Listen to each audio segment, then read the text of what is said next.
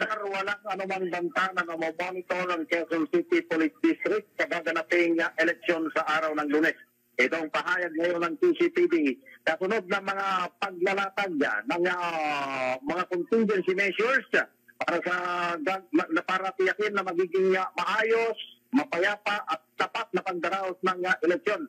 Ay dito kay QCPD spokesperson, Police Captain Freddy Madrid, noong pang-araw ng Sabado ay Mayo 3 ay nasa ilalim na ng full alert ng QCPD.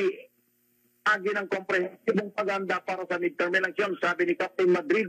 Bagamat walang lugar sa nasa talaan ng COMELEC areas of concern, pero hindi pa rin sila nagpapakampante. Kaya't nag-alala si Captain Madrid sa mga taga-suporta ng mga kandidato na maging mahinahon para hindi na humantong sa sakitan o paguluhan sa pagitan ng magkabilang mga partido.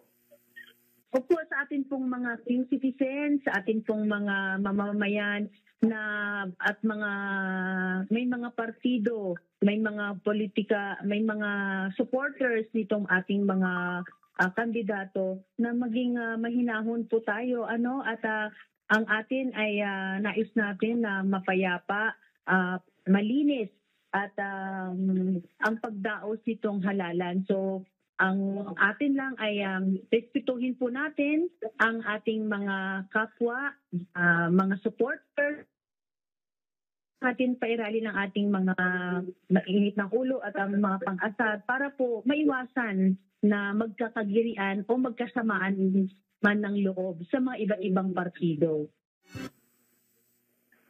Bukas, Cesar, ay magsisimula ng QCPD sa pagbibigay proteksyon dun sa pag-transport ng mga official na balot na galing sa City Treasurer's Office patungo dun sa pagsisilbing mga 4,000 bilang ng police personnel ang itinilaga QCPD OIC Director Randy Glenn Silvio para mga laga sa seguridad ng mga botante at ng mga residente.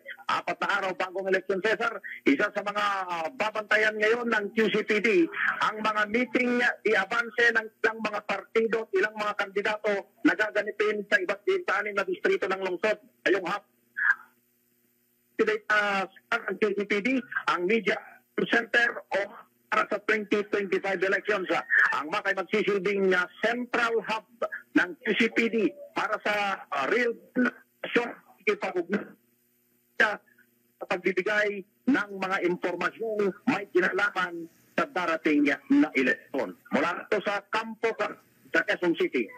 Ako si Val Gonzales, DJ Ray Tuna, Pinas, una sa Pilipino.